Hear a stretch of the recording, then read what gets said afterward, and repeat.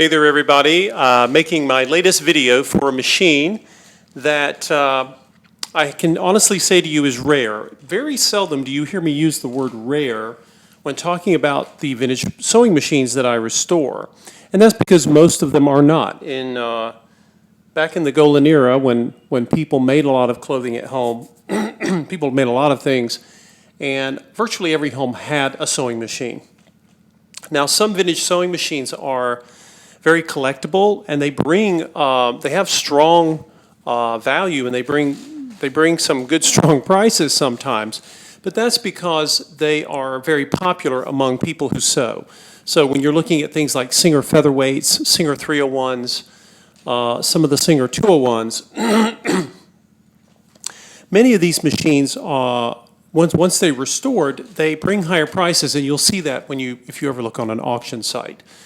But those machines were not rare by any means, and they were made in significant numbers. Singer, one of the great manufacturers, made tons of machines.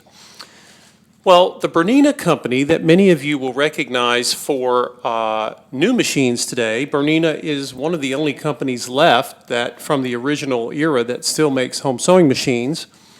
And I believe it may be owned by the same people that founded it, I'm not sure.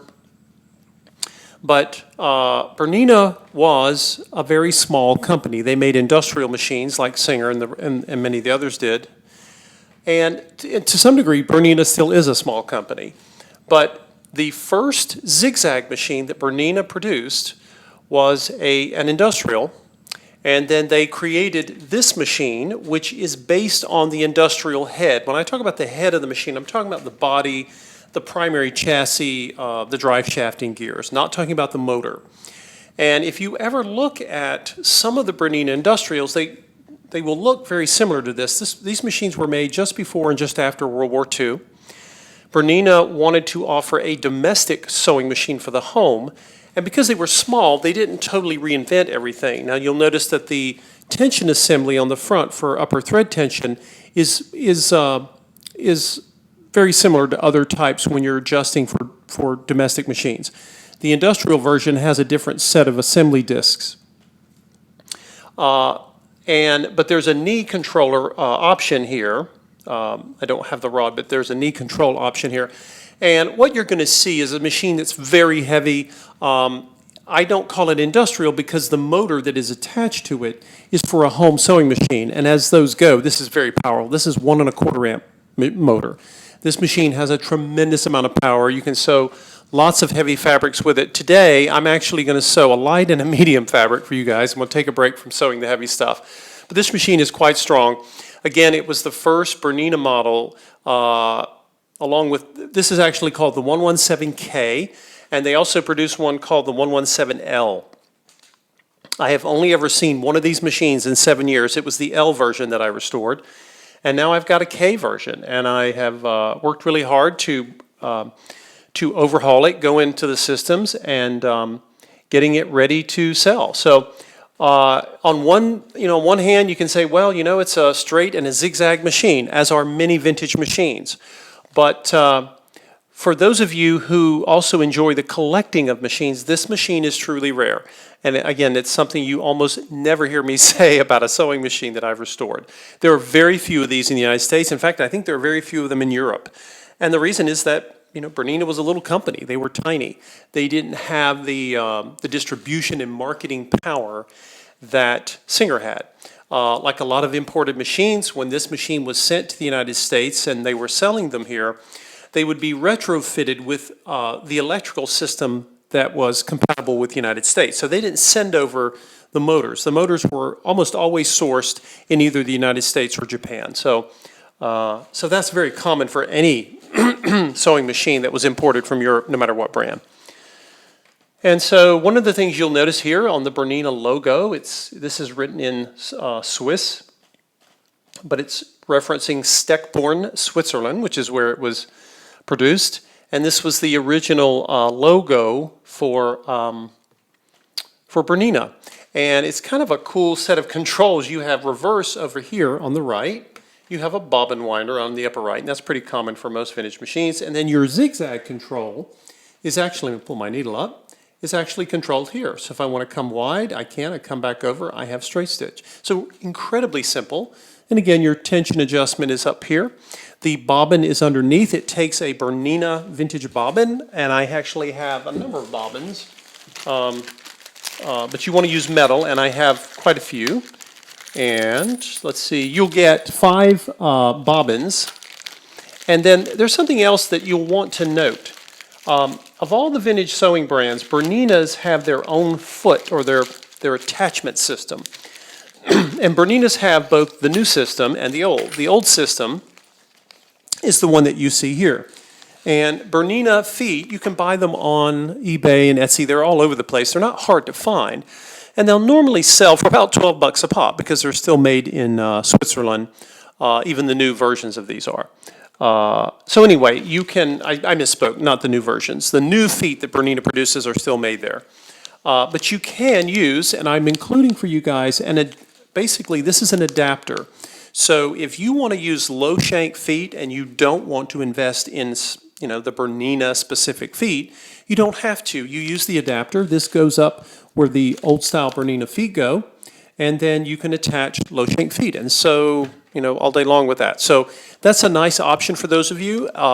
If any of you are collectors, there's a good chance you're gonna want to buy the vintage feet. This machine does come with its zigzag foot, the original zigzag foot. So you really, some of you may not even need any more feet. But I like providing this for people when they're looking at a machine like this. You say, well, what about attachments? This little adapter that I purchased for this machine makes everything a lot easier.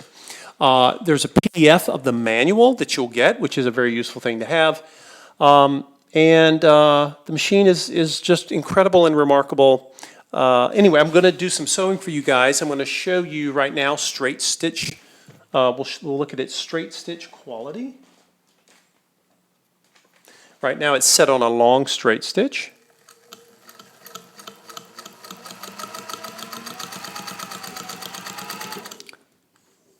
Sorry, I'm tall and I think my arm just wiggled my camera there. Let's come over here on this side. I want you guys to be able to see the most recent row. This is a very sort of a lightweight muslin fabric. Trying to take a break, people sometimes ask me, gosh, do these machines sew lightweight fabrics? Because I'm always showing the heavy stuff.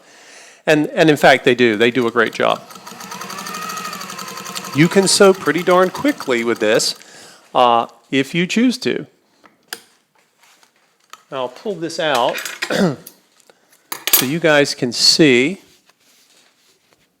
Yeah. So you'll see this top row of stitches. We've got sort of an overcast day here, guys, so bear with me. I want to get this to focus in for you.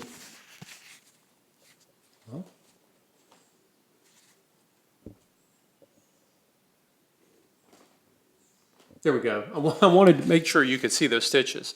And then here's the other side. And I have my tension, currently my tension is adjusted for a heavier fabric, so I'm getting a little puckering here, but it's not my thread tension, it's my pressure bar, and of course you have an adjustment on that as well right up here. But I'm going to sew for you a medium weight heavy fabric. Now this came off of a drapery. You can see some of the seam there that was on a drapery fabric. I call this medium weight. And again, it's not going to be any big deal for a vintage machine by any means. So I'm going to double this up. So we're going to have 1, 2, 3, 4, 5, 6. There should be at least 6 layers of this on my first pass. And it will not miss a beat. And just about any vintage machine really should be able to handle this. Your Singer Featherweight is very strong, but it's more suited for medium, lighter weight fabrics. But some of you may disagree with that, and that's okay. So anyway, I'll come back. I'll do some zigzag for you in just a moment, but I wanted to, this is a dark fabric, so it'll show off the stitches even better than what I was showing before. And you'll be able to see that my tension was genuinely adjusted for this fabric here. Now I'm going to shorten my stitch length so you guys can see that it will do a nice short stitch. You want to sew knits, or you just want to see that fine, I always call it the micro dot stitch when I'm talking about it, particularly with Singer rotaries. This, by the way, is a rotary hook, and that partly explains why it runs so quietly. And I'm going a little more slowly just so you can hear it run. I have found that every machine makes a different sound, and it depends on who engineered it and when. It's kind of interesting. With a company like Singer that made so many different models, their different models have different sounds. You're going to see a gorgeous, gorgeous rotary stitch here, but I'm going to, before I pull this up to show you, let's do a zigzag.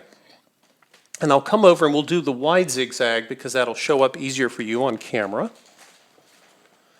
And I'm going to start by doing a short length zigzag, which is not a satin stitch, but we could probably get one. I'm not going to try to do the satin today, but I want to kind of show how versatile this machine is. Now let's take and lengthen that stitch again so that our zigzag is longer. Just a gorgeous sound this machine makes, like some of the Neckies and Singers that I love. Okay, we'll pull this up for you before I double the fabric over. And you guys can see why very often I rant and rave about rotary stitches. First of all, you'll see the long stitch right here. That's a piece of lint. You'll see the long stitches and then that gorgeous short straight stitch. Now you'll see zigzag. And for those of you who are really big Bernina fans, here's the other side. There's a reason why Bernina Engineering was so great. People often say to me, people have their favorites when it comes to brands, and they'll say, well, who makes the best machine? That's a really hard question to answer. The American-made Singers from Singer's heyday, I would put up against any Swiss, German, or Italian machine ever made. I mean, they really are incredible. Now I'm going to take my remaining fabric strip, and I'm going to cut it in half. So I want to double this. I want to get to, if you count my seams here, I think I'm going to have 10 layers of fabric. And so I'll show you, see if I get this to show up on the camera, guys. You'll see I've got these two strips. I'm gonna put them together and get everything sewn. And we'll do some more zigzag, and then I'll go back to straight. And I want you just to see the machine perform. Very often when I do my videos, I do all sorts of fabrics. I've got sometimes 3 or 4 fabrics and some leathers. If you have fabrics you would like to do here, let's put them under this machine. This machine has a lot of strength, but today, instead of just taking you guys through all those fabrics, I just picked 2, and I really just wanted to speak about this machine because it is truly one of the only machines that is rare. And I've been doing this hobby of mine. Whoops, about to have my seam not go under the foot. Let's try it this way. Okay, much better.